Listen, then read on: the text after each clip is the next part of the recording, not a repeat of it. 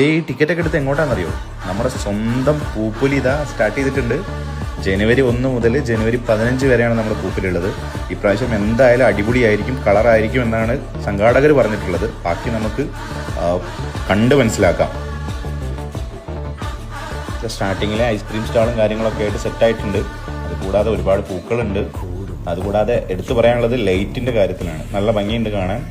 നമുക്ക് അതിനായിട്ടുള്ള സ്പേസും കാര്യങ്ങളും ഒക്കെ അവിടെയുണ്ട്. പകല് ഒരു കാഴ്ചയായിരിക്കും, രാത്രി വേറൊരു കാഴ്ചയായിരിക്കും. എന്തായാലും പൂക്കളൊക്കെ ഉണ്ട്, ഇങ്ങനെ നടക്കാൻ നല്ല രസമുണ്ട്.